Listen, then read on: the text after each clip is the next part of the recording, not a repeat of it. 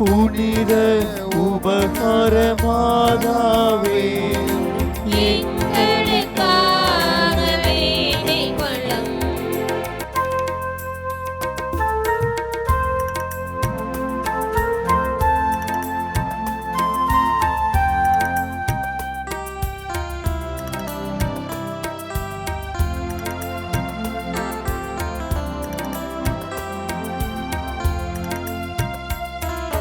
சக்தி மிகுந்த கன்னிகையே, இரக்கம் மிகுந்த கன்னிகையே, விசுவாசியான கன்னிகையே, எங்களுக்காக வேண்டிக் கொள்ளும். தருமத்தினுடைய கண்ணாடியே, ஞானத்தின் நல்ல பிறப்பிடமே, எங்கள் மகிழ்வின் காரணமே, எங்களுக்காக வேண்டிக் கொள்ளும். ஞானம் மிகுந்த பாத்திரமே, மகிமை விளங்கும் பாத்திரமே, உன்னத பக்தியின் பாத்திரமே, எங்களுக்காக வேண்டிக் கொள்ளும். பரிபொருளான ரோஜாவே, தாவீது அரசர் கோபுரமே, தங்கமயமான கோபுரமே, எங்களுக்காக வேண்டிக் கொள்ளும். தங்கமயமான ஆலயமே, வாக்குத்தத்தத்தின் நல் பெட்டகமே, வானக எழில் மிகு வாசலே, எங்களுக்காக வேண்டிக் கொள்ளும்.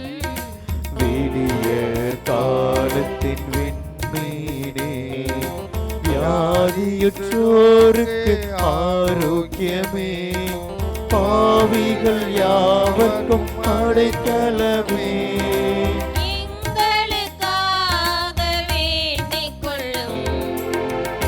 குருவோர்க்கு தேற்றரவே, கிறிஸ்தவருடைய சகாயமே, சமணசுகளின் ராக்கினியே, எங்களுக்காக வேண்டிக் கொள்ளும்.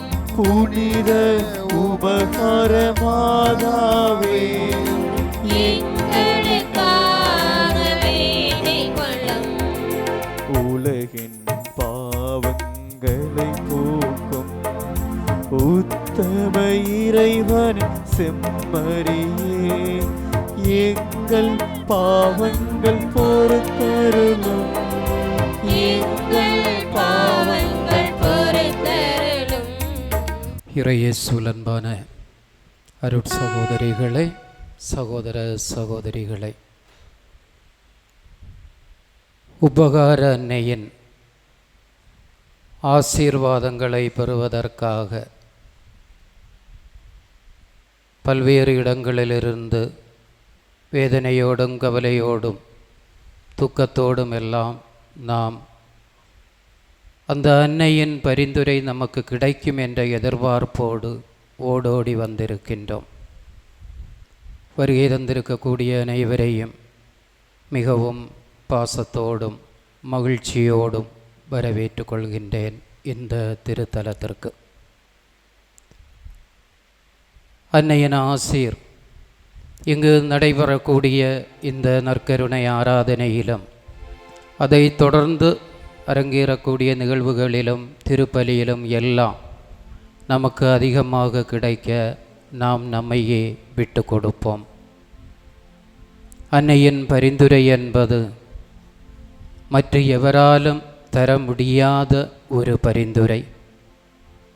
நமது தேவைகள் அனைத்தையும் பூர்த்தி செய்து தரக்கூடிய வல்லமை உபகார அன்னைக்கு உண்டு.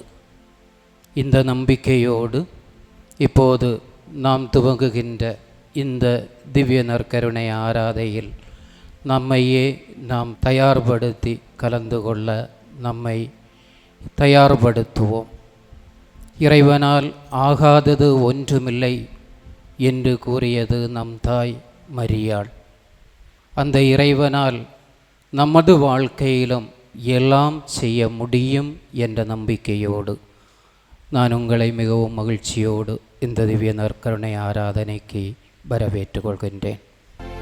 நிலையான புகழுக்குரிய தூய்மை மிகு நற்கருணைக்கு எல்லா காலமும் ஆராதனையும் புகழும் மாட்சிமையும் உண்டாக கடவுளே. கிறிஸ்துவில் பிரியமானவர்களே, இதோ அற்புதங்களும் அருங்குறிகளும் செய்ய வல்ல ஆண்டவர் வரலாற்றிலேயே இடம் பிடித்த இயேசுவின் பிரசன்னம் இந்த திவ்ய நற்கருணை வழியாக நம்மிடையே இதோ குடிகொள்கின்றது. அந்த பிரசன்னத்தில் மூவரு கடவுளின் பிரசன்னம் அடங்கியிருக்கின்றது. ஆண்டவராகிய கடவுள், உலகை மீட்பதற்காக வந்த கிறிஸ்துவின் பிரசன்னம், தூய ஆவியின் பிரசன்னம். இந்த மூவரு கடவுளின் பிரசன்னத்தை உணர்ந்தவர்களாக இப்பொழுது நாம் இறைவனை ஆராதிப்போம். இறைவா உம்மில் மகிழ்ந்து ஆராதிக்கின்றோம், புகழ்கின்றோம். எம்முடல் ஆன்மா ஆவியனைத்தும் உம்பாதம் வைத்து பணிகின்றோம், உம்பாதம் வைத்து பணிகின்றோம். உலகை படைத்தவர், படைப்புகள் அனைத்திற்கும் தலைவர், உலகையும் அதிலுள்ள அனைத்தையும் படைத்து அனைத்தும் நல்லதென கண்டவர், படைப்பின் மகுடமாக மனிதனை படைத்தவர், மனிதனை தனிமையாக படைக்காமல் ஆணும் பெண்ணுமாக படைத்து அந்த படைப்பு முதல் இந்நாள் வரை மனுகுலத்தை கண்ணன் மணி போல பாதுகாத்து பராமரித்து வரக்கூடிய இறைவன். அந்த பராமரிப்பை நினைத்து ஒரு முறை கூட தந்தையே இறைவா உம்மை ஆராதிக்கின்றோம் என்று பாடுவோம். தந்தையே இறைவா உம்மில் மகிழ்ந்து ஆராதிக்கின்றோம், புகழ்கின்றோம். எம்முடல் ஆன்மா ஆவியனைத்தும் உம்பாதம் வைத்து பணிகின்றோம்.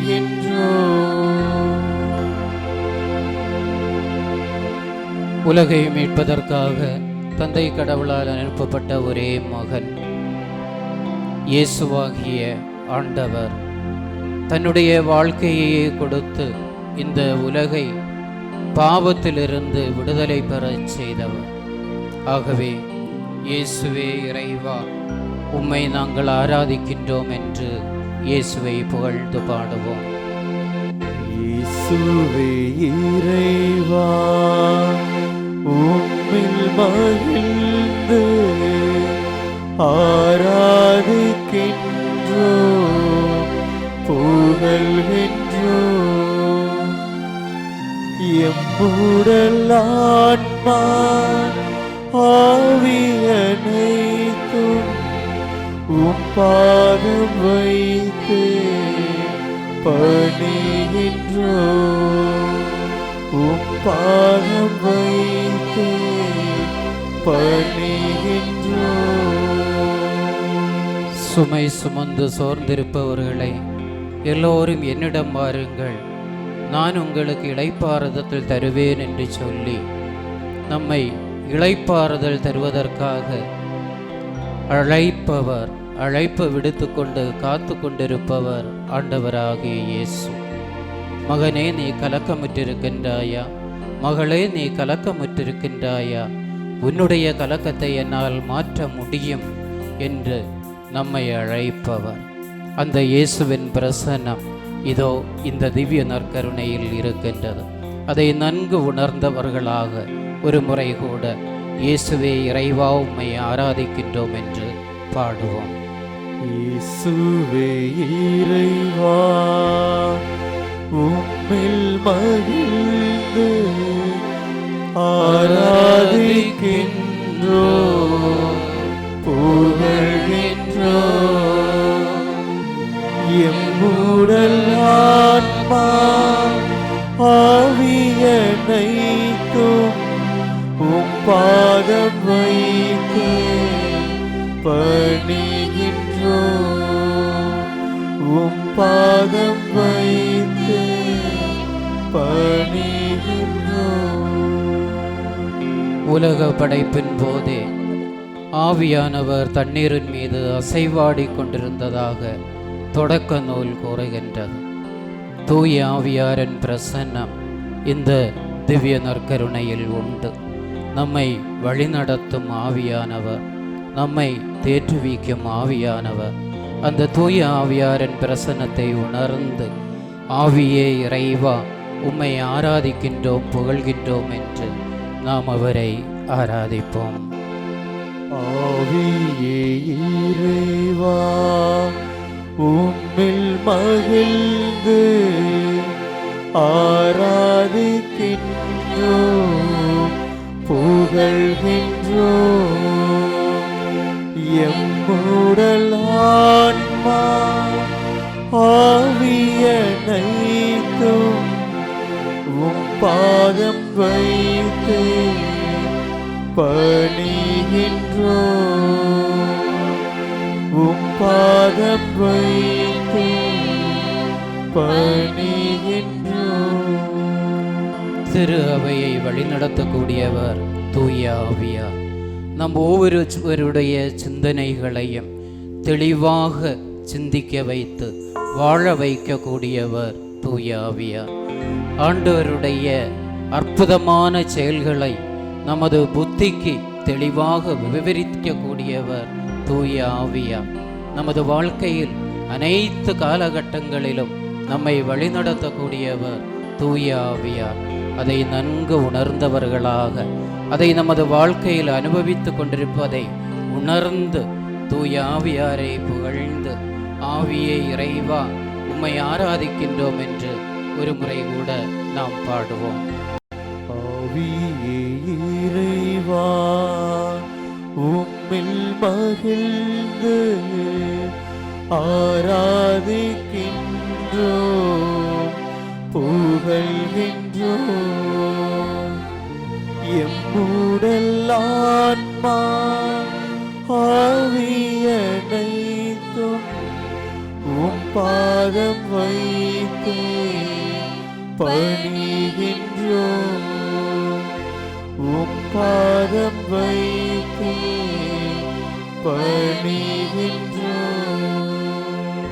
இனியவர்களே, கத்தோலிக்க கிறிஸ்தவர்களாகிய நம்மை பொறுத்த மட்டில் மூவொரு கடவுள் மீதுள்ள நம்பிக்கைதான் நமது நம்பிக்கையின் அடித்தளம்.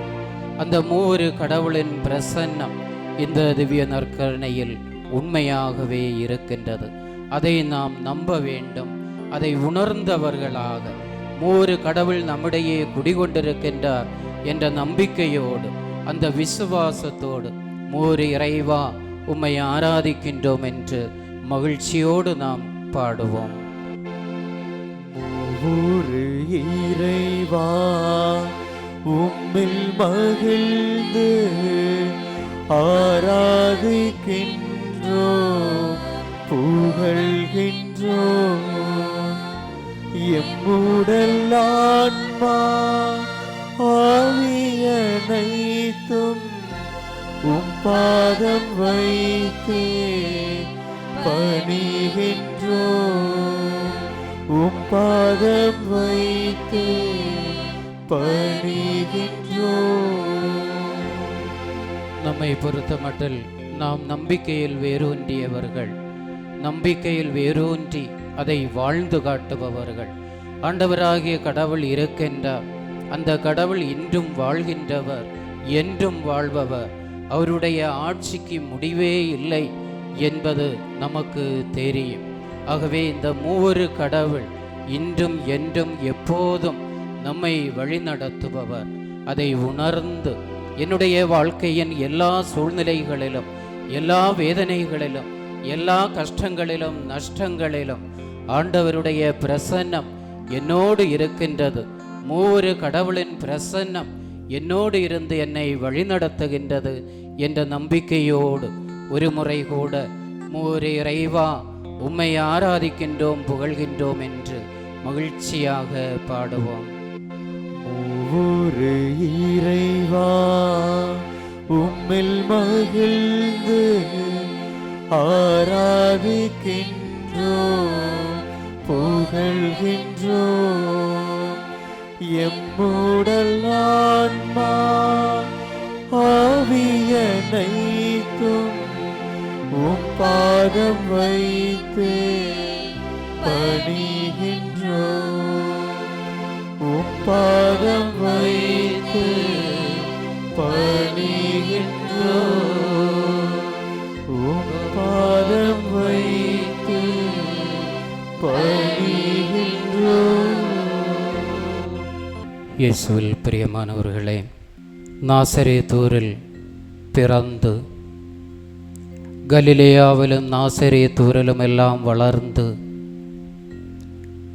அற்புதங்களும் அருங்குறிகளும் செய்த அதே இயேசு யோவான் நற்செய்தி 6வது அதிகாரத்தில் நாம் இவ்வாறு வாசிக்கின்றோம். இயேசு அப்பத்தையும் திராட்சை ரசத்தையும் எடுத்து வாழ்த்தி சீடர்களுக்கு கொடுத்து கொண்டு கூறுகின்றார், இது என் உடல், இது என் சதை, திஸ் இஸ் மை ஃப்ளஷ், இது எனது இரத்தம். இனியவர்களே, இயேசுவின் வார்த்தையில் நம்புபவர்கள் நாம். இந்த திவ்ய நற்கருணை ஆராதனையின் போது உண்மையாகவே மெய்யாகவே இயேசு நம் மத்தியில் இருக்கின்றார் என்ற நம்பிக்கையோடு அவர் முன்னிலையில் நாம் அமருவோம். நமது எண்ணங்களை எல்லாம் ஒருநிலைப்படுத்துவோம். திவ்ய நற்கருணை நாதரை உற்று நோக்குவோம். காற்றையும் கடலையும் அடக்கிய இயேசுவின் பிரசன்னம், நோயாளிகளை குணப்படுத்திய அந்த இயேசு, பேய்களை ஓட்டிய அந்த இயேசு, விபச்சார பெண்ணை நான் உனக்கு தீர்ப்பிட மாட்டேன், இனிமேல் பாவம் செய்யாதே என்று சொல்லி அமைதியாக ஆசீர்வதித்து அனுப்பிய இயேசு, கானாவூர் திருமண வீட்டில் தண்ணீரை திராட்சை ரசமாக மாற்றிய இயேசு, 5 அப்பங்களை 5000 பேர் உண்பதற்கு பலுகி பருகச் செய்த இயேசு, இதோ இங்கு நம்மில் ஒருவராக நம்மோடு வீற்றிருக்கின்றார். ஒரு நிமிடம் மௌனமாக அந்த இயேசுவையே நாம் உற்று நோக்கி அந்த இயேசுவோடுள்ள அந்த அன்புறவை நாம் ஆழப்படுத்துவோம். வழக்கமாக நாம் இறைவனை ஆராதிப்பது உண்டு, பூசையில் பங்கேற்று தினமும் திவ்ய நற்கருணையை உட்கொள்வது உண்டு. ஆனால் இந்த ஆராதனை, இந்த 1 மணி நேரம் நமது வாழ்க்கையில் ஒரு தாக்கத்தை உருவாக்குவதாக அமைய வேண்டும்.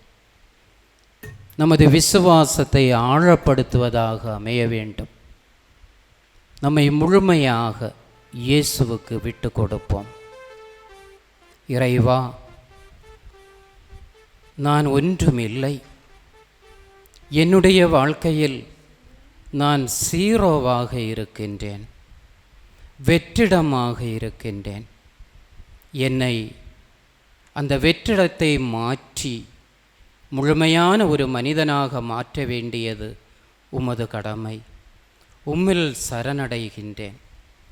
உன்னிடம் என்னை, என்னுடைய வாழ்க்கையை, என்னுடைய குடும்பத்தை அனைத்தையும் ஒப்படைக்கின்றேன் என்று ஒரு சரணடைதல் நடத்துவோம்.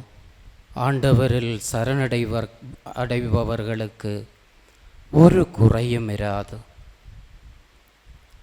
தீநடுவே நீ நடந்தாலும், ஆழ்கடலை கடந்து செல்ல நேர்ந்தாலும், எந்த தீங்கும் மகனே மகளே உன்னை அணுகாது என்று சொல்லி நம்மை தேற்றுபவர் ஆண்டவராகிய கடவுளும் நம்மிடையே குடிகொண்டிருக்கும் இயேசுவும்.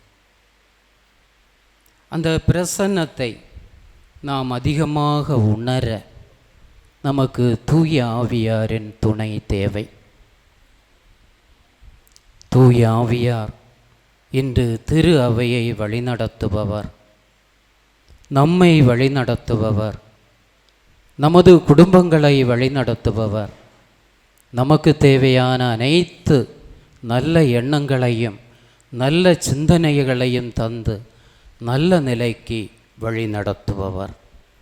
ஆகவே இந்த ஆராதனை பயனுள்ளதாக 100% நமக்கு நன்மை தரக்கூடியதாக மாற வேண்டுமென்றால் தூய ஆவியின் துணை நமக்கு வேண்டும்.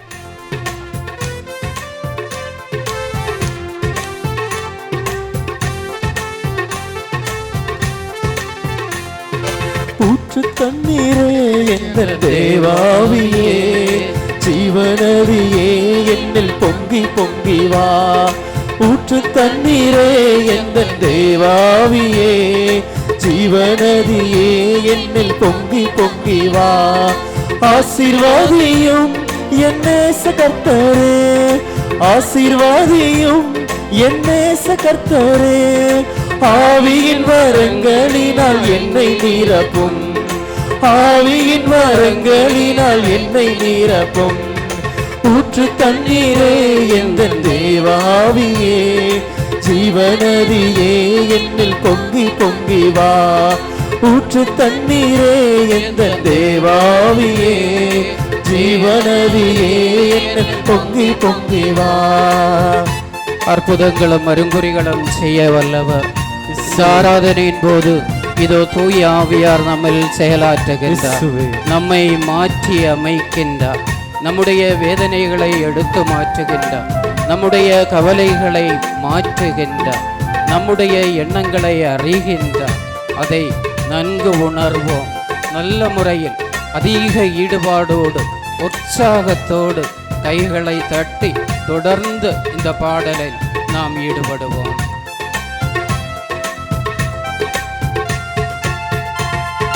கண்மலையை பிளந்து வனாந்தரத்திலே கர்த்தாவே உன் ஜனங்களின் தாகம் தீர்த்தீரே. கண்மலையை பிளந்து வனாந்தரத்திலே கர்த்தாவே உன் ஜனங்களின் தாகம் தீர்த்தீரே. பள்ளத்தாக்கிலும் மலைகளிலும், பள்ளத்தாக்கிலும் மலைகளிலும் தண்ணீர் பாயும் தேசத்தை நீர் வாக்களித்தீரே. தண்ணீர் பாயும் தேசத்தை நீர் வாக்களித்தீரே. ஊற்று தண்ணீரே எந்தன் தேவாவியே, ஜீவநதியே என்னில் பொங்கி பொங்கி வா. ஊற்று தண்ணீரே எந்தன் தேவாவியே, ஜீவநதியே என்னில் பொங்கி பொங்கி வா. ஜீவ ஊற்றாகிய இயேசுவை நமது இதயத்தில் அதிகமாக பொழிய செய்பவர் தூய ஆவியார். ஆண்டவராகிய கடவுளுடைய சிந்தனைகளை நம்மில் வேரூன்ற செய்பவர் தூய ஆவியார். திரு அவையை வழிநடத்தக்கூடியவர். நமது வாழ்க்கையில் இதோ ஜீவ நதியாக, ஜீவ ஊற்றாக, ஆன்மீக ஊற்றாக இதோ எழுந்தருளுகின்ற இந்த நேரம் உற்சாகத்தோடு தொடர்ந்து பாடுவோம்.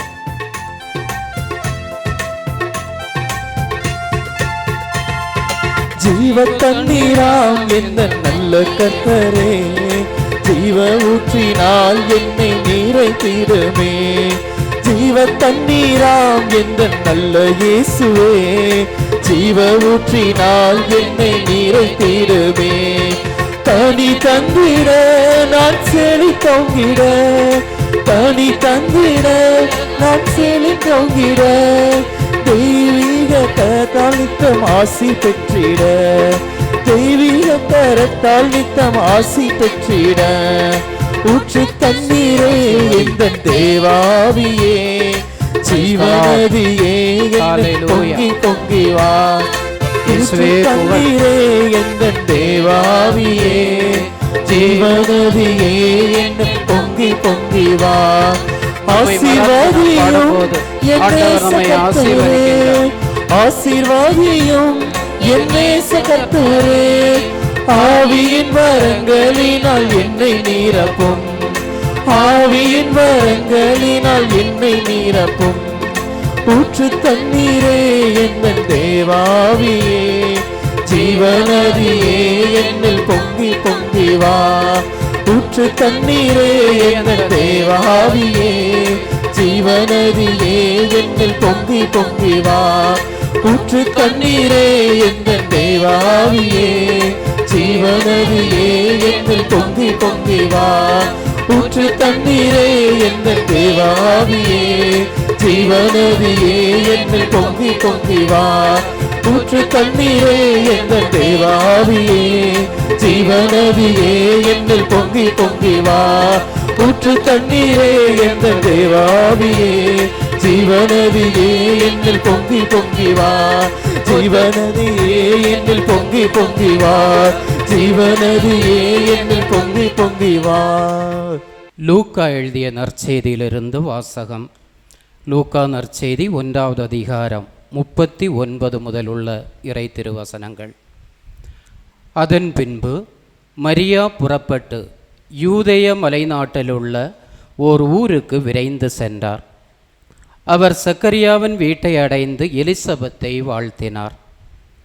மரியாவின் வாழ்த்தை எலிசபெத்து கேட்டபொழுது அவர் வயிற்றிலிருந்த குழந்தை மகிழ்ச்சியால் துள்ளிற்று.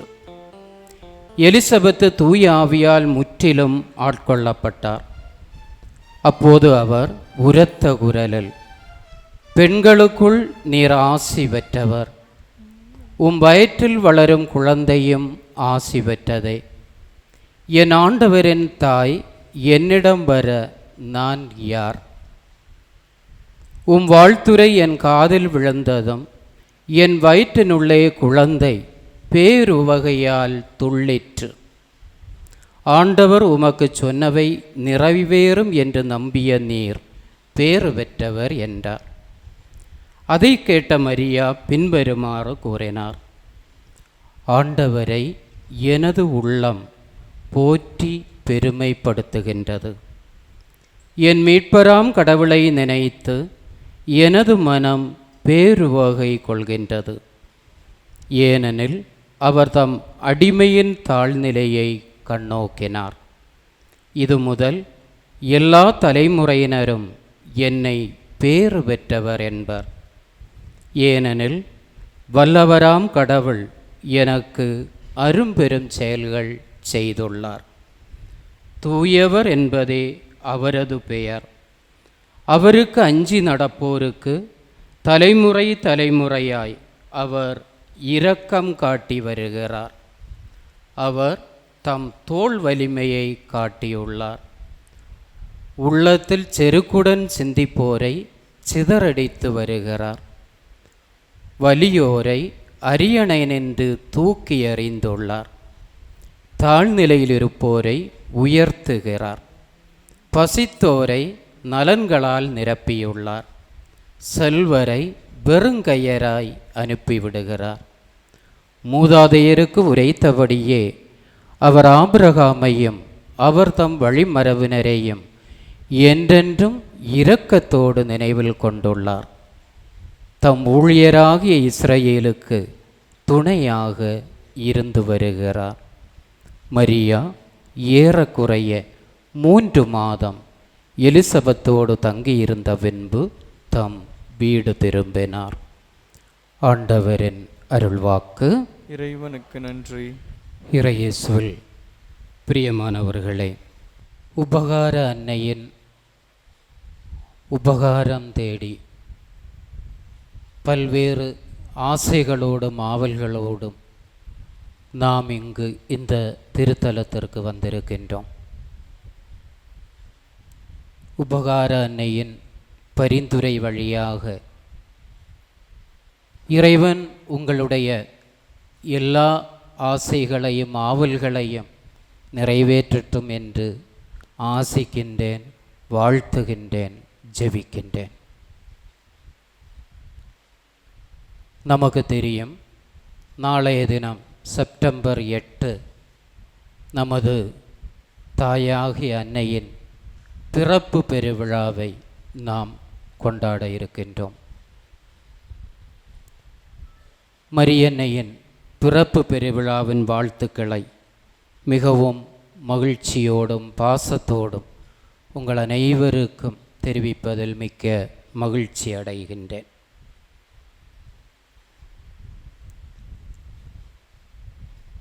அன்பார்ந்தவர்களே, 1981 ஆண்டு மே மாதம் 13 புனித பாத்திமா அன்னையின் திருவிழா. அன்றைய திருத்தந்தை இன்றைய புனித 2ஆம் ஜான் பவுல் மக்களை சந்திப்பதற்காக புனித பேதுரு சரங்கத்தில், சென்ட் பீட்டர்ஸ் ஸ்கொயர் என்று சொல்லுவோம், ஆயிரக்கணக்கான மக்கள் குழுமியிருக்கின்றார்கள். அவர்களை சந்திப்பதற்காக திருத்தந்தை நடந்து சென்று கொண்டிருக்கின்றார். வலதுபுறம் வழியாக சென்று அந்த சதுரங்கத்தின் இடதுபுறமாக திருப்பி வந்து இங்கு ஆலயத்திற்கு உள்ளே நுழைவார். அப்படி வலதுபுறமாக சென்று கொண்டிருக்கும் போது பெரியவர்கள், சிறியவர்கள், குழந்தைகள், இப்படி பலவிதமான மக்கள் அவருடைய ஆசீர்வாதத்தை ஏற்று வாங்கி கொண்டிருக்கின்றார்கள். இவரும் ஆசீர்வதித்து கொண்டே தன்னுடைய ஆசீரை, இறை ஆசீரை தன்னுடைய கரங்கள் வழியாக பொழிந்து கொண்டே மகிழ்ச்சியாக நடந்து சென்று கொண்டிருக்கின்றார். மக்கள் தங்களுடைய கரங்களில் பக்த சாதனங்கள், ஜெபமாலைகள் அனைத்தையும் இப்படி தாங்கியவர்களாக வீவா இல் பாப்பா என்று இத்தாலிய மொழியில் பாப்பா வாழ்க அல்லது பாப்பரசர் வாழ்க, திருத்தந்தை வாழ்க என்று வீவா இல் பாப்பா என்று அப்படி கரகோஷம் எழுப்பி கொண்டிருக்கின்றார்கள். அவர்களுடைய ஏராளம் பேருடைய கரங்களில் ஜெபமாலை இருக்கின்றது. நமக்கு தெரியும், அது ஒரு சர்வசாதாரணமான ஒரு நிகழ்வு. அப்படி திருத்தந்தை நடந்து சென்று கொண்டிருக்கும் பொழுது ஒரு மனிதனுடைய கையில் ஒரு கன், அதாவது துப்பாக்கி, அதிநவீன துப்பாக்கியும் அத்துடன் இணைத்து ஒரு ஜெபமாலையும் தொங்கிக் கொண்டிருக்கின்றது. அதிநவீன துப்பாக்கி, அதிநவீன முறையில் அவன் அங்கு செயல்முறைப்படுத்துகின்றான். அவன் துப்பாக்கியால் சுடுகின்றான். ஒரு குண்டு அவருடைய வலது கையின் முட்டில் பாய்கின்றது. அடுத்த குண்டு அவருடைய இதயத்தை தாக்குகின்றது. இதயத்தில் அதுவும் மிகவும் அந்த அதிகமாக வேலை செய்யக்கூடிய இரத்த தமனியை, அந்த நரம்பை பாதிக்கின்றது. அவர் அப்படியே சுருண்டு விழுகின்றார். காவலர்கள் வந்து உடனே ஆஸ்பத்திரிக்கு, மருத்துவமனைக்கு எடுத்து செல்கின்றார்கள். நீண்ட நேர போராட்டத்திற்கு பின் அந்த குண்டுகள் வெளியே எடுக்கப்படுகின்றது. சுமார் 32 மணி நேரத்திற்கு பின் அவருக்கு நினைவு வருகின்றது. நினைவு வரும்போது அவர் வேறு ஒன்றும் சொல்லவில்லை, மாமா மியா, மாமா மியா, இந்த வார்த்தைகளை கூறுகின்றார். அதை போன்று அந்த துப்பாக்கி தாக்குதலின் போதும், குண்டு தாக்குதலின் போதும், அவர் சுருண்டு விழும்போதும் கூறிய வார்த்தைகள் மாமா மியா, மாமா மியா, என் அன்னையே, என் அன்னையே. அதாவது மாதாவே, மாதாவே, என்னுடைய மாதாவே, என்னுடைய அன்னையே. இத்தாலிய மொழியில் மாமா மியா. ஒரு வார காலம் மருத்துவமனையில் அனுமதிக்கப்பட்ட பின் இவர் மருத்துவமனையிலிருந்து நேரடியாக சிறைச்சாலைக்கு சென்று அந்த துப்பாக்கியால் சுட்டவரை அலி அக்பர் என்ற அந்த மனிதனை சிறைச்சாலையில் சென்று பார்க்கின்றார். பார்த்துவிட்டு, மகனே, நீ ஏன் இப்படி செய்தாய் என்று புன்னகையோடு அந்த மனிதரிடம், ஒரு முஸ்லிம் மனிதர் அந்த மனிதரிடம் கேட்டபோது, அவன் ஏன் செய்தேன் என்று சொல்லவில்லை. அவன் ஆச்சரியமாக அடுத்த கேள்வியை கேட்கின்றான். அதிநவீனமான துப்பாக்கி, அதிநவீனமான குண்டு, சிறப்பான முறையில் குறிவைத்து தாக்க என்னால் முடியும். நான் அப்படித்தான் செய்தேன். ஆனால் அதிலிருந்து எப்படி நீங்கள் தப்பித்து கொண்டீர்கள்? அப்போது திருத்தந்தை கூறுவார், பக்கத்தில் இருந்த மாதாவின் சுரூபத்தை காட்டி, உன்னுடைய அந்த குறிவைத்து தாக்கும் கரங்களை விட வல்லமை மிக்க ஒரு கரம் இதோ இந்த அன்னைக்கு இருக்கின்றது. அந்த அன்னைதான் என்னை பாதுகாத்தது என்று. இனியவர்களே, உபகார அன்னையின் பிறவி திருநாள் கொண்டாடுகின்ற இந்த வேளையில் அன்னையின் பெருவிழா நமக்கு அன்னையிடமிருந்து கற்றுத்தரக்கூடிய சில பாடங்கள் உண்டு. ஏராளம் மறையுரைகள் நாம் அன்னையை பற்றி கேட்டிருக்கின்றோம். ஏராளம் பரிந்துரைகள் அன்னை வழியாக நாம் சமர்ப்பித்திருக்கின்றோம். இன்றைக்கு வேளாங்கண்ணியிலும், லூர்திலும், ஃபாத்திமாவிலும், இப்படி மாதாவின் திருத்தலங்களில் எல்லாம் ஆயிரக்கணக்கான, லட்சக்கணக்கான மக்கள் பரிந்துரைகள் வைத்து, பொருத்தனைகள் வைத்து மாதாவை தேடி செல்கின்றார்கள். மாதாவின் பரிந்துரையை நாடுகின்றார்கள். ஏன், நாமும் மாதாவின் பரிந்துரையை நாடி இங்கு குழுமி இருக்கின்றோம். இந்த திவ்ய நற்கருணை நாதரின் முன்னிலையில் இந்த அன்னைக்கு இருந்த பெருமைகள் என்ன? ஏன் இந்த அன்னையிடம் பொருத்தனைகள் வைக்கின்றோம்? ஏன் இந்த அன்னையின் பரிந்துரைகள் இவ்வளவு பெரியதாக எடுக்கப்படுகின்றது? அதற்கு சில காரணங்கள் உண்டு. முதலாவதாக நாம் பார்த்தோம் என்றால், இந்த அன்னையானவள் ஆண்டவராகிய கடவுளுடைய மீட்பு திட்டத்தின் அன்னை. ஆண்டவராகிய கடவுளுடைய மீட்பு திட்டத்தின் அன்னை. வித்தியாசமாக இருக்கலாம். மீட்பர், மீட்பு திட்டம். இப்போது இது என்ன ஒரு புதிய வார்த்தை, மீட்பு திட்டத்தின் அன்னை. ஆம் அன்புக்கினியவர்களே, ஆண்டவராகிய கடவுள் உலகை படைத்த நாள் முதல் மனு மக்களை காத்து பாதுகாத்து பராமரித்து கொண்டிருக்கின்றார். அன்றைக்கு பழைய ஏற்பாட்டில் ஏதேன் தோட்டத்தில் ஏவாள் பாவம் செய்த போது அதற்கு ஈடு இணையாக ஒரு பெண்மணியை ஆண்டவராகிய கடவுள் தேடிக்கொண்டே இருந்தார். அல்லது தேடினார் என்பதை விட தயார்படுத்தி கொண்டே இருந்தார் என்று சொல்லலாம். காரணம், பழைய ஏற்பாட்டு முழுக்க முழுக்க நாம் வாசிக்கின்றோம், இறைவன் மக்களை அன்பு செய்கின்றார். ஆனால் அந்த மக்கள் பல்வேறு சூழ்நிலைகளில், பல்வேறு சந்தர்ப்பங்களில் இறைவனிடமிருந்து அகன்று செல்கின்றார்கள்.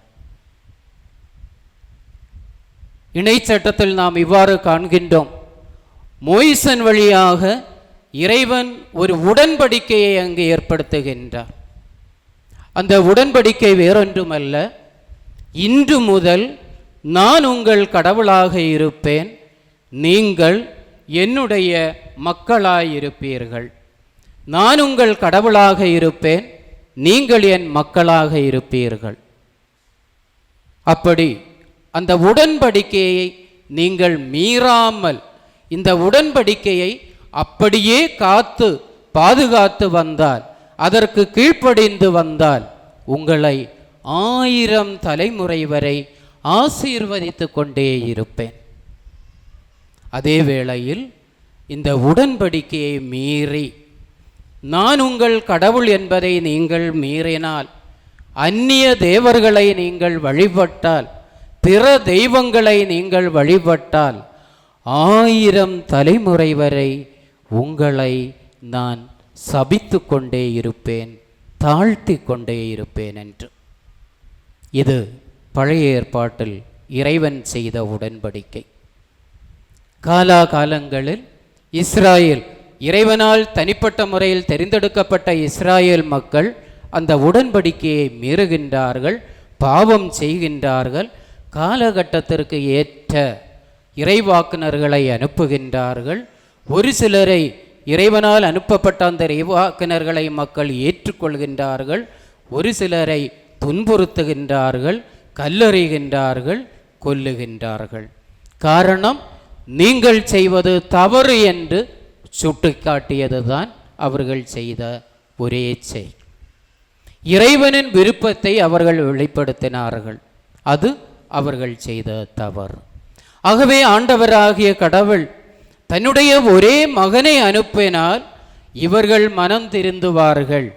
அந்த மகனை எப்படி அனுப்புவது? உலகில் ஒருவனாக, இறைவனாக, அதே வேளையில் ஒரு மனிதனாக அனுப்ப வேண்டும். அதுதான் ஆண்டவர் ஆகிய கடவுளுடைய மீட்பு திட்டம் என்பது. மனிதர்களை மீட்பதற்கான திட்டம், மனிதர்களை வாழ வைப்பதற்கான திட்டம், தந்தை கடவுளின் விருப்பம் என்னவென்று அவர்கள் அறிய வேண்டும் என்பதற்கான அந்த திட்டம். பாலஸ்தீனாவில் வாழ்ந்த அன்னா யோவாக்கீம் என்ற தம்பதிகளை இறைவன் தெரிந்தெடுத்து மரியாவாகிய அந்த குழந்தையை கொடுத்து, ஜென்ம பாவம் இல்லாமல், பிறவி பாவம் இல்லாமல் பிறக்கச் செய்து தன்னுடைய மகனுக்கு தாயாக தெரிந்தெடுக்கின்றார். அப்படி மீட்பின் திட்டத்தில் இடம் பிடிக்கக்கூடிய மரியாள். வரலாற்றில் நாம் விவிலியத்தில் குறிப்பாக பார்க்கின்றோம். பழைய ஏற்பாட்டில் ஒரு சாரா, அதாவது ஆபிரகாமின் மனைவி, அன்னா சாமுவேலின் அன்னை. புதிய ஏற்பாட்டிற்கு வரும்போது சக்கரியாவின் மனைவி எலிசபெத். இவர்களெல்லாம் மலடியாக இருந்தார்கள், வயது முதிர்ந்தவர்களாக இருந்தார்கள், கருவுற இயலாதவர்களாக இருந்தார்கள். முதிய வயதிலும் இறைவன் அவர்களுக்கு குழந்தை செல்வங்களை கொடுத்து ஆசீர்வதித்த நிகழ்வை வரலாற்றில் காண்கின்றோம்.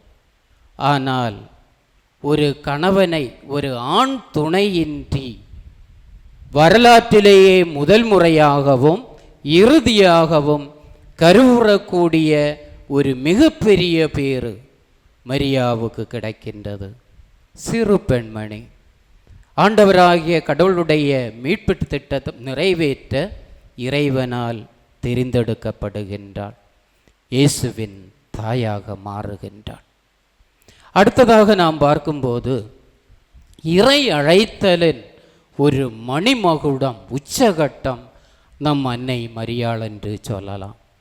ஆண்டவராகிய கடவுளால் தெரிந்தெடுக்கப்பட்டவர்கள் நாம் அனைவரும், இறை அழைத்தல் பெற்றவர்கள் நாம் அனைவரும். நான் ஒரு குருவாக இறை அழைத்தல் பெற்றிருக்கின்றேன். இங்கு இருக்கக்கூடிய அருட்சகோதரிகளாக வாழ்ந்து இறைவனுக்கு தொண்டு புரிய தங்களுடைய வாழ்க்கையில் இறை அழைத்தலை பெற்றிருக்கின்றார்கள். இங்கு இருக்கக்கூடிய நீங்கள் அனைவரும் குடும்ப வாழ்க்கை வாழ்ந்து ஆண்டவராகிய கடவுளுக்கு மக்கள் செல்வங்களை பெற்று கொடுத்து நீங்கள் அந்த இறை அழைத்தலை, குடும்ப வாழ்க்கைக்குரிய இறை அழைத்தலை பெற்றிருக்கின்றீர்கள். ஆனால் மரியாள் பெற்ற இறை அழைத்தல் அப்படிப்பட்ட ஒரு இறை அழைத்தல் அல்ல. மனுக்குலம் முழுவதற்கும் அன்னையாகக்கூடிய ஒரு அழைப்பு. ஆண்டவர் ஆகிய கடவுளுடைய ஒரே மகனுக்கு தாயாக கூடிய ஒரு அழைப்பு. தூய ஆவியால் கருத்தரிக்கக்கூடிய ஒரு அழைப்பு. எல்லா மக்களினங்களுக்கும் தேவதாய் என்று அழைத்து போற்றக்கூடிய ஒரு அழைப்பு. மிகப்பெரிய பரிந்துரையாளராக மாறக்கூடிய ஒரு அழைப்பு. இப்படி மிகப்பெரிய ஒரு இறை அழைத்தலை பெற்று இறை அழைத்தலின் மகுடமாக அன்னை மரியாள் விளங்குகின்றார். அடுத்ததாக நாம் பார்க்கும்போது அன்னை மரியாள் அருள்மிக பெற்ற ஒரு அன்னை. கபிரியேல் தூதர் மரியாவை வாழ்த்துகின்றார். அருள்மிக பெற்றவரே வாழ்க. வழக்கமாக மனிதர்கள் நாம் மற்றவர்களை பார்த்து கூறுவது உண்டு, வாழ்க வளமுடன் என்று. இங்கு ஆண்டவராகிய கடவுள் அது கபிரியேல் தூதர் மரியாவிடம் கூறியது, அருள்மிக பெற்றவரே வாழ்க. நீர் அருள் பெற்றவர். அருள் கிடைக்கக்கூடியது இறைவனிடமிருந்து. ஆங்கிலத்தில் கிரேஸ் என்று சொல்லக்கூடிய வாழ்க்கை, கிருபை என்று சொல்லக்கூடிய வார்த்தை, இது ஆண்டவரிடமிருந்து கிடைக்கக்கூடிய ஒன்று. ஆண்டவராகிய இறைவனால் மட்டும் கொடுக்க முடியும் ஒன்று. நாம் அனைவரும் அந்த அருளை நாடித்தான் இங்கு வந்திருக்கின்றோம். நாம் அனைவரும் அந்த அருளை பெறுவதற்காகத்தான் பக்தி முயற்சிகளை செய்து கொண்டிருக்கின்றோம். ஆனால் மரியாவுக்கு அந்த அருள் கிடைத்தது. அடுத்ததாக நாம் பார்க்கும்போது அன்னை மகிழ்ச்சியின் அன்னை. மகிழ்ந்தவள், அதாவது நகைப்பின் அன்னை என்று சொல்லலாம். மகிழ்ச்சியின் அன்னை. தன்னுடைய வாழ்க்கையில் மகிழ்ச்சியை அனுபவித்தவள், பிறருக்கு மகிழ்ச்சியை கொடுத்தவள். அன்னையை பார்த்தவுடன் எலிசபெத்தின் உதரத்தில் இருந்த குழந்தை மகிழ்ச்சியால் துள்ளிட்டு என்று நாம் இன்று வாசகத்தில் வாசிக்க கேட்டோம். மகிழ்ச்சியோடு வாழ்ந்தவள், மகிழ்ச்சியை கொடுத்தவள். மகிழ்ச்சி என்றால் எல்லா சூழ்நிலைகளிலும், வாழ்க்கையின் அனைத்து காலகட்டங்களிலும் மாதா மகிழ்ச்சியாக வாழ்ந்தார்கள். துன்பங்களை தாங்கினார்கள், துயரங்களை ஏற்றுக்கொண்டார்கள். அனைத்தையும் இறை திட்டம் என்று சொல்லி இறைவனுக்கு விட்டு கொடுத்து கொண்டு மகிழ்வோடு ஏற்றுக்கொண்டவர்கள். அடுத்து பார்த்தோம் என்றால் இவர் ஒரு நம்பிக்கையின் அன்னை. எலிசபெத்து மரியாவை பார்க்கும்போது, வாழ்த்தும்போது எலிசபெத்து கூறுகின்றார், ஆண்டவருடைய வார்த்தை நிறைவேறும் என்று நம்பிய நீர் பேறு பெற்றவர். அந்த நம்பிக்கை, இறைவன் நல்லதை மட்டும் செய்வார் என்ற நம்பிக்கை, இறைவன் நன்மையானதை மட்டுமே செய்வார் என்ற நம்பிக்கை, இறைவன் தீமை செய்யக்கூடியவர் அல்ல என்ற நம்பிக்கை மரியாவின் அன்னையின் வாழ்க்கையில் முழுக்க முழுக்க நமக்கு இதை பார்க்க முடியும். ஆண்டவருடைய திட்டம் அதது நேரங்களில் நிறைவேறும் என்று தன்னுடைய வாழ்க்கையில் அனுபவித்தவள், அறிந்திருந்தவள் அன்னை மரியா. அடுத்தபடியாக நாம் பார்க்கும்போது இவர் ஒரு தாழ்ச்சியின் அன்னை. வாழ்க்கையில் தாழ்ச்சிக்கு முக்கியத்துவம் கொடுத்தவர். ஆண்டவர் எது செய்தாலும் நல்லதையே செய்வார் என்று நினைத்து கபிரியேல் தூதர் அந்த மங்கள வார்த்தை சொன்னபோது, இதோ ஆண்டவருடைய அடிமை என்று தன்னை முற்றிலுமாக விட்டு கொடுக்கக்கூடிய மனநிலை இந்த அன்னை மரியாவுக்கு இருந்தது. இவர் ஒரு, அடுத்தபடியாக பார்த்தோம் என்றால் இவர் ஒரு நன்றியின் அன்னை. அந்த மரியாவின் பாடல் நாம் இன்று வாசிக்க கேட்டோம். ஆண்டவரை என் உள்ளம் போற்றி பெருமைப்படுத்துகின்றது, என் உள்ளம் பேருவகை கொள்கின்றது. அதாவது ஆண்டவரின் திட்டம், ஆண்டவரின் சித்தம் என்ன என்று அப்படியே உணர்ந்தவள், வாழ்ந்தவள், வாழ்ந்து காட்டியவள், இன்றும் வாழ்ந்து கொண்டிருப்பவள். அந்த நன்றி உணர்வோடு வாழக்கூடிய மனநிலை மரியன்னைக்கு உண்டு. இறுதியாக அன்புமிக்கவர்களே, கலக்கமுற்றோரை கரை சேர்க்கும் கலங்கரை தீபம் நமது அன்னை. கலக்கமுற்றோரை கரை சேர்க்கும் கலங்கரை தீபம் நமது அன்னை. ஆகவேதான் நாம் இந்த மரியன்னையின் பரிந்துரையை நாடுகின்றோம். பல்வேறு கலக்கங்களில் இருப்பவர்கள், துன்பங்களில் இருப்பவர்கள், துயரங்களில் இருப்பவர்கள், தத்தளித்து கொண்டு இருப்பவர்கள், வாழ்க்கை என்ன ஆகுமோ என்ற ஏக்கத்தோடு இருப்பவர்கள், நாளை எப்படி இருக்கும் என்ற கேள்விக்குறியோடு இருப்பவர்கள், வாழ வழியில்லையே என்று தவித்து கொண்டிருப்பவர்கள் மரியன்னையில் சரணடையும் போது, நமது தாயாகி அன்னையில் சரணடையும் போது ஆறுதல் பெறுகின்றோம். பரிந்துரைகளுக்கு வெற்றி கிடைக்கின்றது, பரிந்துரைகள் கேட்கப்படுகின்றது, வாழ்க்கையில் மகிழ்ச்சி அடைகின்றோம், நம்பிக்கை அடைகின்றோம். அன்புமிக்கவர்களே, இந்த சிந்தனைகளோடு இந்த ஆராதனையில் தொடர்ந்து நாம் பக்தியோடு கலந்து கொள்வோம். நாம் வணங்கக்கூடிய மரியன்னை, நாம் வணங்கக்கூடிய நமது தாய், நமது கண்ணீரை காண்பவள், நமது துன்ப துயரங்களை காண்பவள், நமது மனதை புரிந்து கொள்பவள், நமது எண்ணங்களை அறிபவள், நமது வேண்டுதல்களுக்கு நிச்சயமாக மரியாவின் பரிந்துரை நமக்கு துணை புரியும், நமக்கு பதிலளிக்கும். இந்த நம்பிக்கையோடு நமது தேவைகளை எல்லாம் எடுத்து சொல்லுவோம்.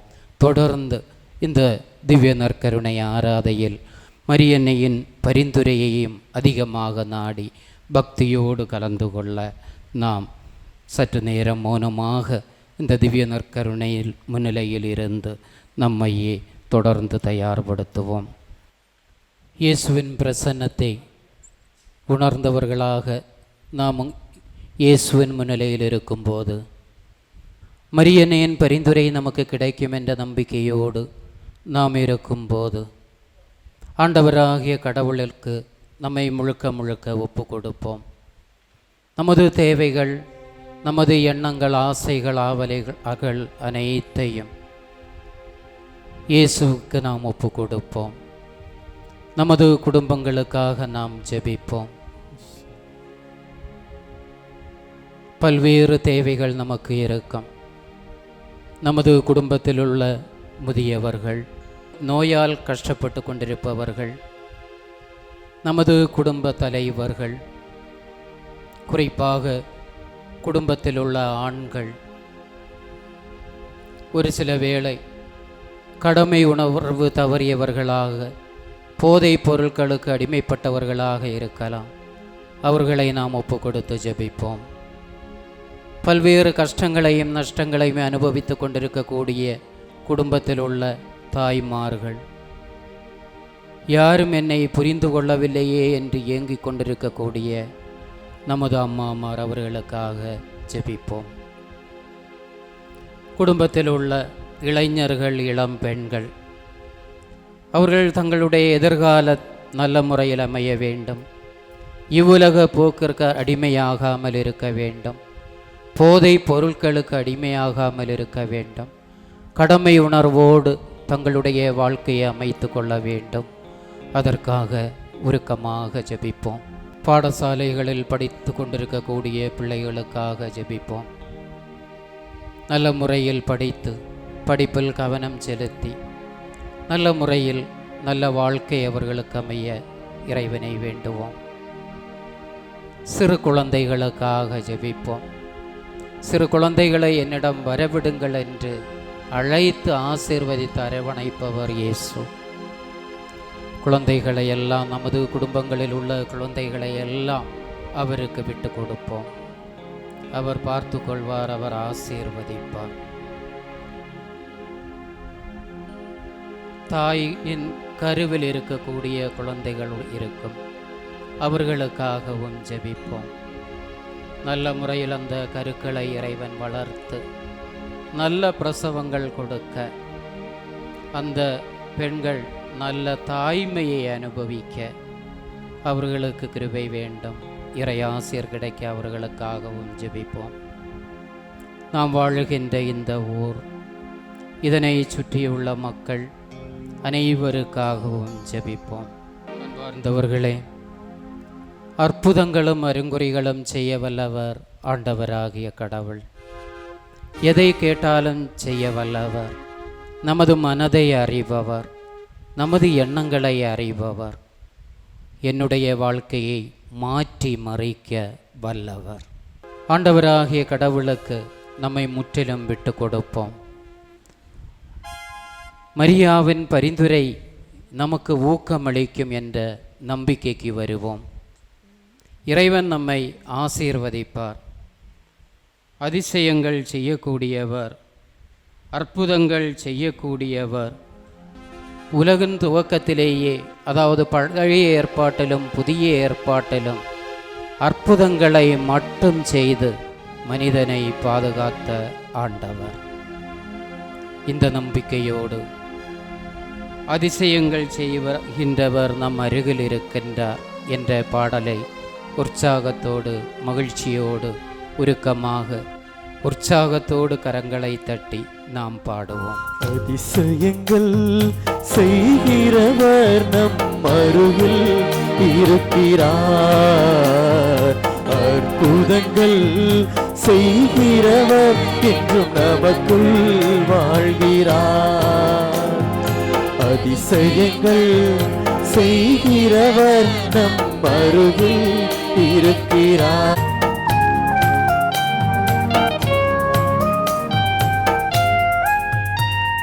செங்கடலை இரண்டாக பிரித்திட்டார் அதிசயம். செங்கடலை இரண்டாக பிரித்திட்டார் அதிசயம். புயல் காற்றை தன் ஆணையாலே அடக்கினார் அதிசயம். புயல் காற்றை தன் ஆணையாலே அடக்கினார் அதிசயம். அதிசயங்கள் செய்கிறவர் நம் அருகில் இருக்கிறார். அற்புதங்கள் செய்கிறவர் என்று நமக்குள் வாழ்கிறார். அதிசயங்கள் செய்கிறவர் நம் அருகில் இருக்கிறார். அற்புதங்கள் செய்கிறவர் என்று நமக்குள் வாழ்கிறார்.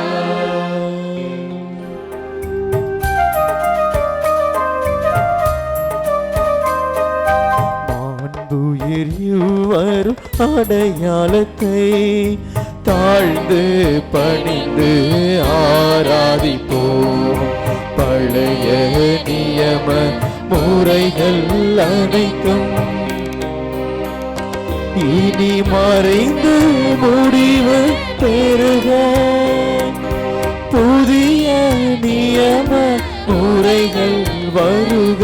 புலன்களாலே மனிதன் இதனை அறிய இயலாம். குறையை நீக்க நம்பிக்கையின் உதவி பெறுக.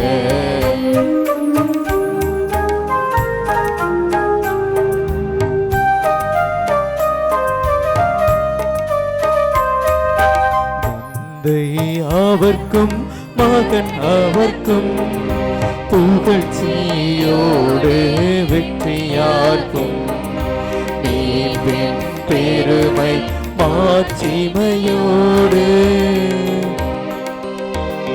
வலிமை வாழ்த்து யாவுமாக இருவரிடமாய் வருகின்றவராம் தூய ஆவி ஆனவர்க்கும் அளவில்லாத சம புகழ்ச்சி என்றுமே உண்டாகுக. ஆமென். இனியனல் தேவன் வா